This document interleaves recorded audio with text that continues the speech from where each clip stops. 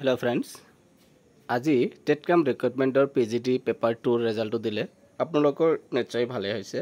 যিবিলাক কেণ্ডিডেটৰ ভালে হৈছে তেওঁলোকক কংগ্ৰেচুলেশ্যন জনালো আৰু আপোনালোকৰ যিবিলাক কেণ্ডিডেটৰ ৰিজাল্টটো সাকসেসফুল হোৱা নাই আপোনালোকেও টেনচন নকৰিব জিটি আছে জিটিৰ কাট অফ কিন্তু এইটো কাট অফৰ পৰা এনালাইসিস কৰি আমি পাইছো বহুতখিনি কম যাব আপোনালোকে ভিডিওটো সম্পূৰ্ণ চাওক তেনেহলে বিষয়টো বুজিব পাৰিব ইয়াতে আমি আলোচনা কৰিম PGT কোনটো সাবজেক্টত কিমান কাট অফ গল কোনটো ক্যাটাগৰীত কিমান কোন মিডিয়ামত কিমান লগতে এই গোটেইখিনি আলোচনা কৰাৰ পিছত আমি জিটিৰ কাট অফ কিমান যাব এইখিনি আপোনালোকক এটা এক্সপেক্টেড দিম আশা কৰো আপোনালোকৰ ভাল লাগিব আৰু চাব যি 2-3 দিনৰ পিছত যি ৰিজাল্ট ওলাব জিটিৰ এইখিনি আপোনালোকৰ লগত মিলি যাব লগতে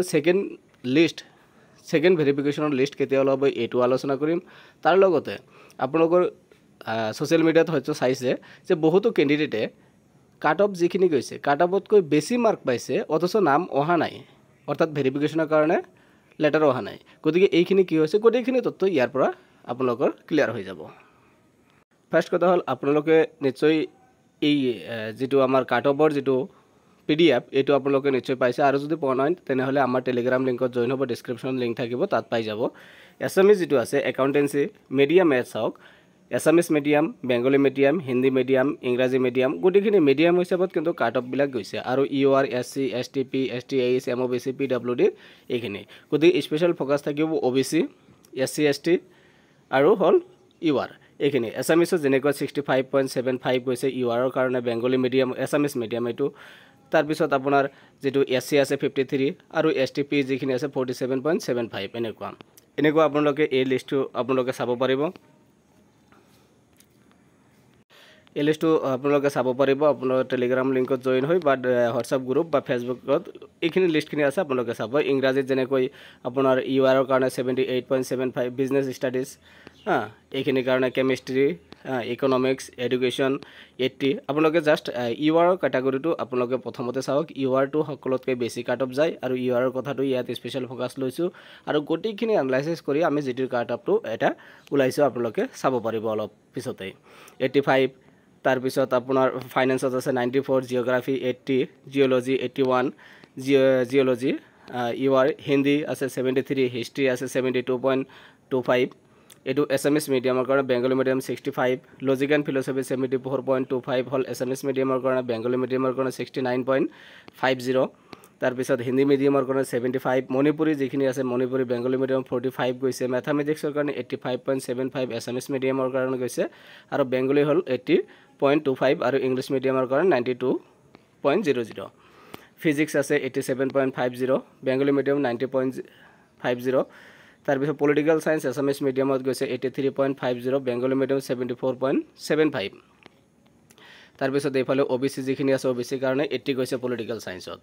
এই গুটিখিনি যদি আপোনালোকে চাই সংস্কৃত সোশিয়োলজি স্ট্যাটিস্টিক্স 88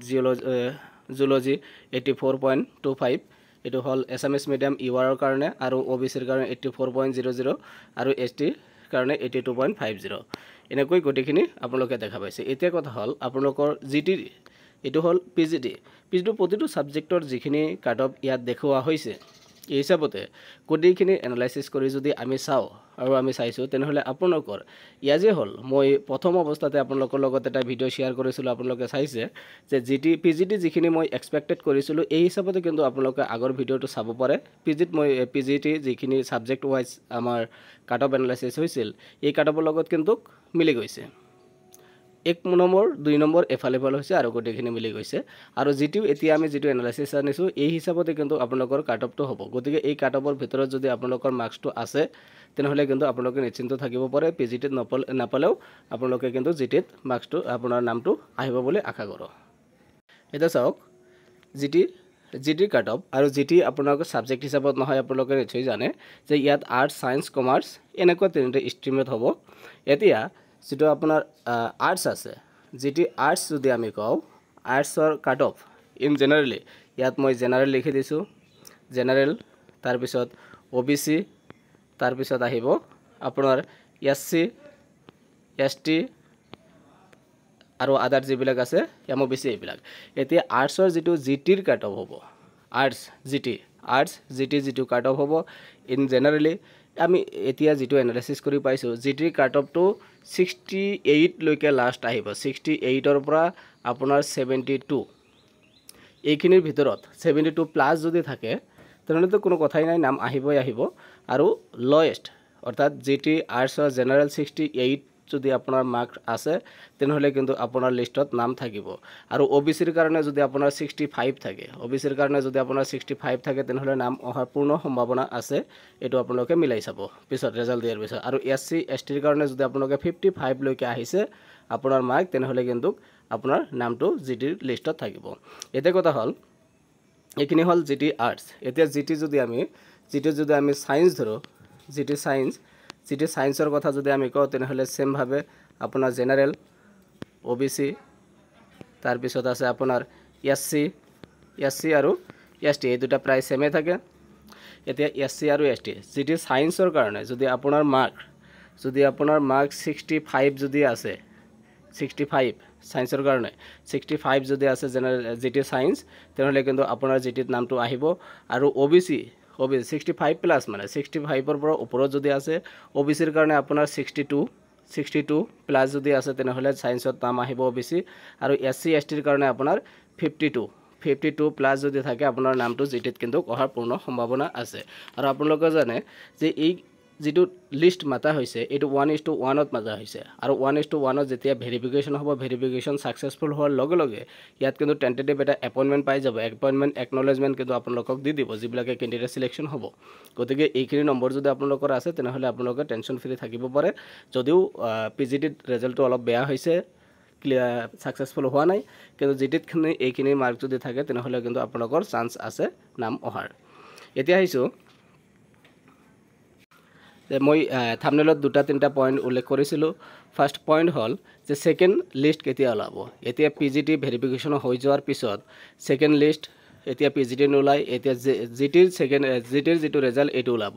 জিটিৰ 1:1 ভেৰিফিকেশন হৈ যোৱাৰ পিছত তাৰ পিছতহে আকৌ সেকেন্ড লিষ্ট ওলাব অৰ্থাৎ যিবিলাক ক্যান্ডিডেটে ইয়াত জিটি আৰু পিজিটি সিলেকশন পাব সিলেকশন পোৱাৰ পিছত বহুতো ক্যান্ডিডেটৰ বিভিন্ন প্ৰবলেমৰ কাৰণে কিন্তু কিছুমান ক্যান্ডিডেট ইয়াৰ পৰা বাদ পৰিব কিছুমান ডকুমেন্টৰ প্ৰবলেম থাকিব পাৰে কিছুমান এবসেন্ট থাকিব পাৰে এনেকুৱা হ'ব পাৰে আৰু যিখিনি পোষ্ট যি ডিপাৰ্টমেন্টৰ পৰা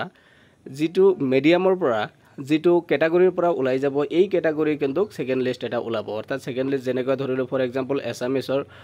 যদি আমি ডিপাৰ্টমেন্ট ধৰো যেটো কাট অফ গৈছে 65.75 যেটো কাট অফ গৈছে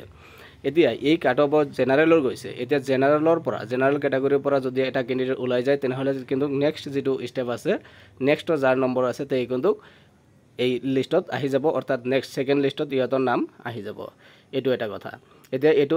জিটি ৰিজাল্ট ওলোৱাৰ পিছত জিটি ৰিজাল্টৰ নটিফিকেশন 2 দিনৰ ভিতৰত আহি যাব তেতিয়া আপোনালোকক জনাম এটা কথা হল আৰু এটা কথা মোস্ট ইম্পৰ্টেন্ট কথা আপোনালোকক বহুতে মেছেজও কৰিছিল বা টেক্সটো কৰিছে আমাৰ টেলিগ্ৰামতো জনাইছে স্যাৰ যেটো কাট অফ গৈছে কাট অফতকৈ বেছি নম্বৰ পাইছে মাৰ্কশিটও মোক পঠাই দিছে যে কাট অফ যিখিনি গৈছে কাট অফতকৈ বেছি মাৰ্ক আছে অথচ কি হোৱা নাই নাম অহা নাই ভেৰিফিকেশনৰ কাৰণে এটো কিন্তু বহুত ডাঙৰ এটা কোশ্চেন আপোনালোকে নিশ্চয় থাম্বনেলত চাইছে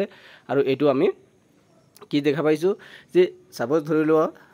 ধৰিলো সোশিয়োলজি ইয়াত যেটো আছে এটোই ধৰি লৈছো সোশিয়োলজি কাট অফ হল 80.75 জেনাৰেল আৰু এজন ক্যান্ডিডেটে ধৰি লৈছে ইংলিশত বিশেষকৈ এনেকুৱা হৈছে আৰু বহুত সাবজেক্টত হৈছে মোৰ লগত মাৰ্কশিটও আছে আপোনালোকক দেখাব পাৰিম আৰু আপোনালোকে নিশ্চয় পাইছে যে ধৰি লৈছো সোশিয়োলজি কাট অফ জেনাৰেলৰ ইউআৰৰ কাৰণে এছামিছ মিডিয়ামত গৈছে 80.75 আৰু এজন ক্যান্ডিডেটে ধৰি লৈছো 82.50 পাইছে কিন্তু নাম আহিব লাগিছিল কিন্তু নাম অহা নাই আৰু এইটোৰ কাৰণ হৈছে যে হয়তো সোশিয়োলজি এটো এছামিছ মিডিয়ামৰ কাৰণে হৈছে 80.75 কিন্তু এই ক্যান্ডিডেটজন 82.50 পাইছে 80 তকৈ বেছি পাইছে অথচ এটো এছামিছ নহয় এই ক্যান্ডিডেটজন হয়তো ইংলিশ মিডিয়ামৰ হয় নহলে বেঙ্গলী মিডিয়ামৰ হয় নহলে হিন্দী মিডিয়ামৰ হয় আৰু যিখিনি ক্যান্ডিডেটৰ নাম অহা নাই অৰ্থাৎ কাট অফ যেটো গৈছে কাট অফতকৈ বেছি মাৰ্ক থাকিছে আছে কিন্তু নাম অহা নাই তাৰ মানে এই ক্যান্ডিডেটজনৰ হয়তো মিডিয়াম টু চেঞ্জ আছে আৰু নহলে ক্যাটাগৰী যি ক্যাটাগৰীত ধৰিলো এই ক্যাটাগৰী জেনাৰেলৰ কাৰণে গৈছে কিন্তু ওবিসিৰ কাৰণে ইয়াতকৈ বেছি যদি হৈছে 85 হৈছে তেনেহলে কিন্তু কাট অফ ইয়াতকৈ বেছি পালেও নাম অহা নাই এনেকুৱা কিন্তু হৈছে আদাৰৱাইজ বেলেগ ইস্যু ইয়াত নাই 1:1 ত এইখিনি মাতিছে গতিকে আশা কৰো গটিখিনি ডাউট আপোনালোকৰ ইয়াত ক্লিয়াৰ হৈছে আৰু ইয়াতে যদি আপোনালোকৰ কিবা আৰু জানিব লগা আছে বা যদি কিবা ডাউট আছে কোনো এটা কোশ্চেন আছে যে ইয়াত এইটো কেনেকৈ হ'ল কি হ'ব ডকুমেণ্টছ কি লাগিব গোটেইখিনি যদি কিবা আছে ড্ৰপ কমেণ্ট বক্সত ড্ৰপ কৰিব মেছেজ তেনেহ'লে আমি ইয়াৰ এনচাৰ দিয়াৰ চেষ্টা কৰিম আৰু এই পিডিএফটো পোৱাৰ কাৰণে আমাৰ চেনেলৰ টেলিগ্ৰামৰ লিংক ডেছক্ৰিপশ্যনত দিয়া থাকিব তাত জইন হৈ এই পিডিএফটো আপোনালোকে ডাউনলোড কৰি ল'ব পাৰিব ধন্যবাদ